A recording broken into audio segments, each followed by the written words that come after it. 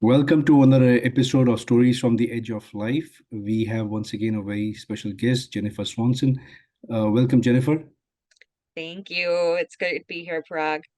Would you mind introducing yourself to our audience once again? Not at all. I'm Jen Swanson. I'm a marketing professional, and I met Parag many moons ago working with a hospice and palliative care association. And I really just fell in love with the impact Parag was trying to make, with people around the globe, and have been working with him to spread the good word ever since. Very appreciative of all your work and support. And I'm Parag Bharadwaj. I'm a hospice and palliative medicine physician. So, Jennifer, we've we've we're back at where we were a year ago, right? Evaluating how the channel is going and the impact it's making. So, what are your thoughts? I think we've had a great year. I mean, we've gotten a lot of new followers. It might not be as fast as, you want, but as a marketer, I understand that growth is gradual and it's continuing to climb, and we've made really great connections with folks across the globe and different types of clinicians and patients and family members and musicians, which has been really awesome. How do you think it's been going? Yeah, thanks. I would echo everything that you've said. And the thing is, just a reminder, this whole idea came up based on an experience with a friend of mine, right? Whose mother was uh, dealing with a terminal illness, and he did not know what to do to assist her. So, as long as we are able to make an impact, even with one person, I think the effort is all worth it. And I did come across somebody not too long ago who pulled me to the side and said, "Hey, I just lost a family member, and this channel and listening to these interviews were very helpful in terms of coping with the situation." So we are making an impact, and not everybody feels comfortable, sharing that feedback. In fact, this was a chance feedback. I was just walking, along during a conference, and somebody approached me and shared this feedback with me. So, we'll continue what we are doing. And to your point, very appreciative of all our guests. Our goal was to expand the horizon in terms of the countries from which we were interviewing folks. So we've been able to do that. And in addition, of course, the musicians, we're very thankful to them for all their contributions to our channel, because after all, it is the universal language, right? Uh, Absolutely.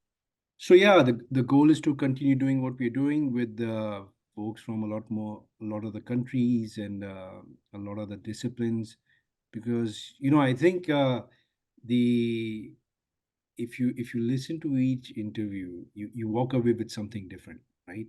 And so although we live in different countries, we have different experiences, but in the end, you know, there is a common theme that connects us all. So folks will walk away with whatever they're trying to get out of it. But if they pay attention very closely, there are some common denominators uh, that occur, in each interview Yeah, and throughout the series. I think it's very interesting because sometimes when I re-listen to one of the interviews, because I'm in a different state of mind or in a different place, I get a different nugget of wisdom from the interview. So it's really about what your soul and your mind need at the time is what you get out of it, and I think that's really, really interesting and fascinating.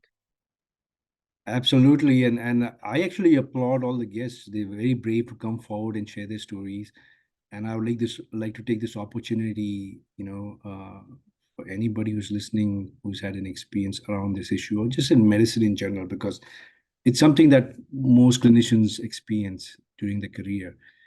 And it's been great. In fact, I interviewed some folks that I've known over the years, but when I interviewed them, like, oh my God, I did not know that you went through this.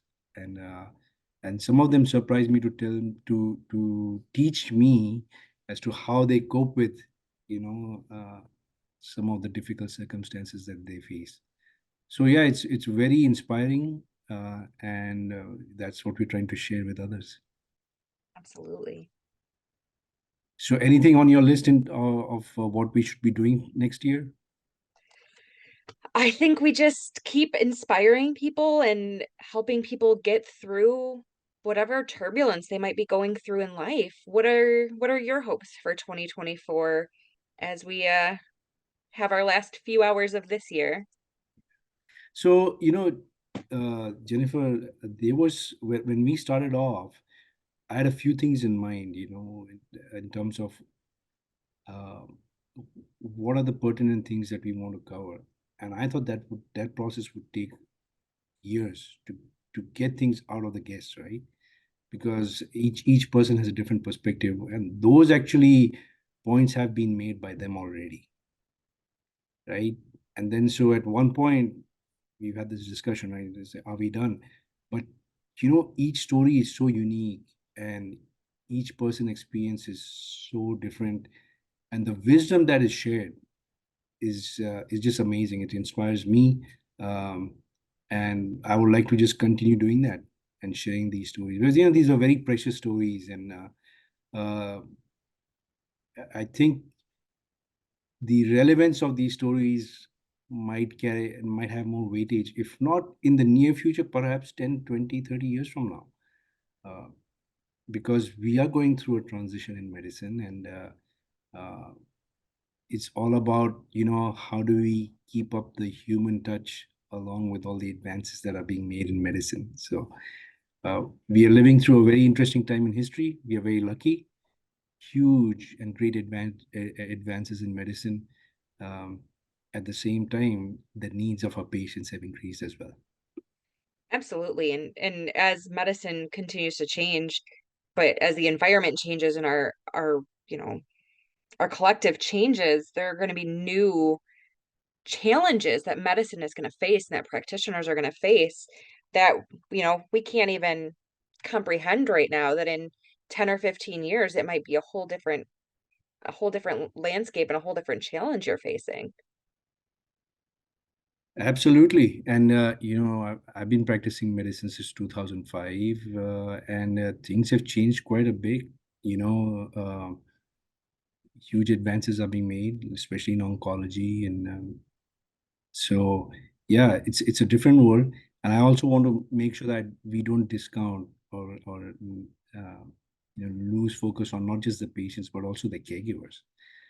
And you expand that further is the people who are taking care of these patients, like different clinicians. It's usually a team effort, right?